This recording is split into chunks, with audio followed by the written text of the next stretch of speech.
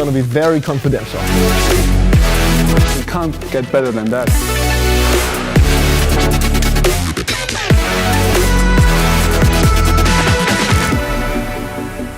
Hi everyone and welcome to the very first episode of EQ Enthusiasts.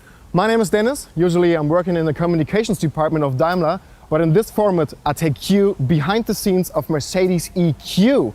I show you the latest innovations and the most fascinating products, plus the people behind them. And that's why we're here in Sindelfingen at the Mercedes-Benz Design Center. We're going to meet a very special person. He once designed the Mercedes Vision AMG Gran Turismo. Now he's a team leader in exterior design and significantly involved in the look of the whole EQ family. I promise you up front, guys, it's gonna be a lot of fun for you to watch. Hope that sounds good. And if so, let's go. Mercedes-Benz is a luxury brand with a huge heritage, that's for sure. But how does luxury and design go together when it comes to electric cars? That's what we'll find out today. And as you can see, it's gonna be very confidential.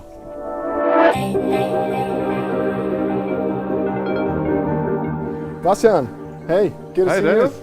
How you doing? Great to have you here at the Mercedes-Benz Design Center in Sindelfingen. Thanks so much. What we're going to do today, what have you prepared for us? I'm very happy to show you today some insights about the Mercedes design and give you a closer look in the future of Mercedes-Benz EQ. Yeah, sounds great. So, where You could follow me, but before that, I have to tell you that everything in there is highly confidential, so you have to turn your camera off and then we can follow. Okay guys, you heard it. I have to turn off the camera at this point. Okay guys, I'm allowed to turn on the camera again. Look at this beauty.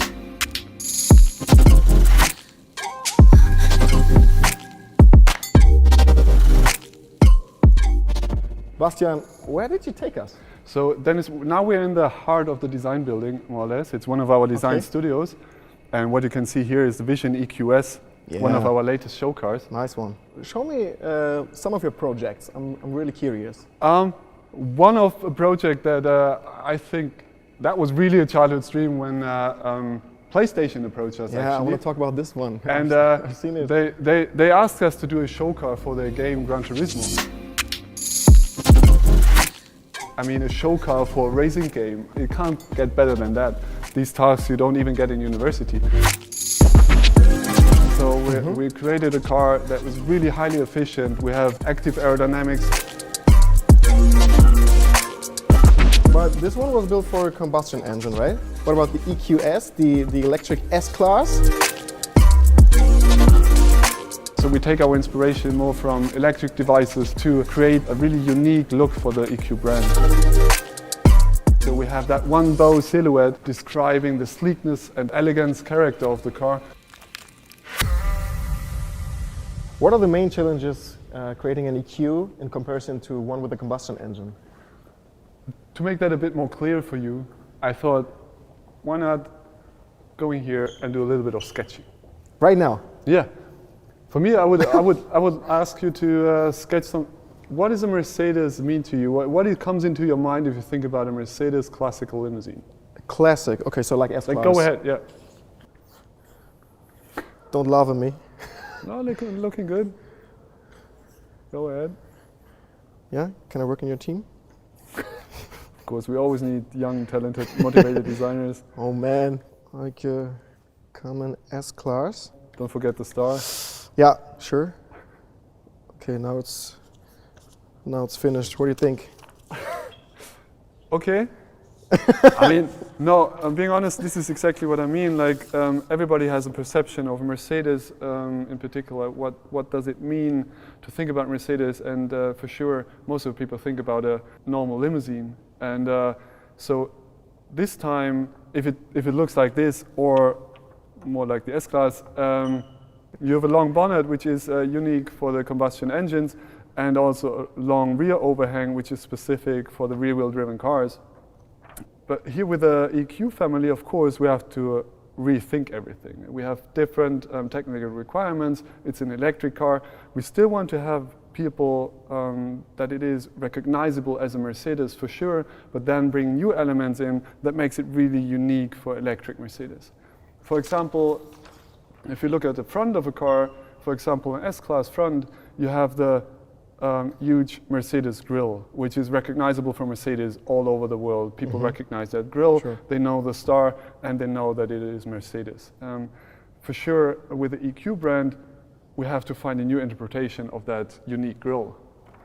So, as you can see here, It definitely looks different, right? it really does. And that's not only because of the light and the stars, but also because it's an electric car. And therefore, we don't need as much air for cooling the engine, which is behind it, because this is the case on the S-Class. Whereas here, we have more design freedom to develop something new. As you can see here, we have a seamless integration of the headlights together with the grille to generate that really unique and specific look for our EQ front ends. Yeah, you talked about the black panel before, but what about this little stars inside? I mean, because it is a show car and we want to play something and want to explore the creative potential of it, we think of, if you think about a black panel, you also think about a screen. And what we did here is how much depth we can give such a surface. So what we have here is a star panel on the front and then having these LEDs to create that more or less infinite grille. Does the final design look like that? Not exactly, but I can't tell you right now. Some kind of. Okay. What else can you show me? So if you look at the side of the car, then you're also going to realize that it's different to The hood not is only to your sketch. pretty small though. Yeah, the hood is smaller, right. As I said, on the S-Class, you have a long bonnet because there's the engine behind.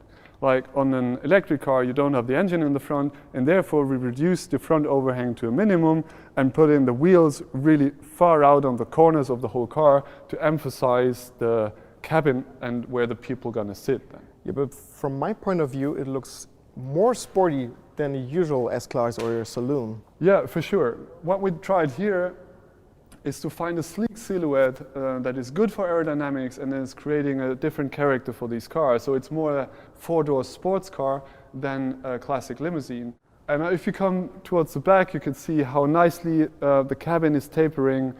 It's on one side good for the aerodynamics and it's sustainable and efficient. At the same time, it allows us as designers to put the cabin on these really nice full shoulders to give the overall car an appearance, a strong appearance on the street and really good stance.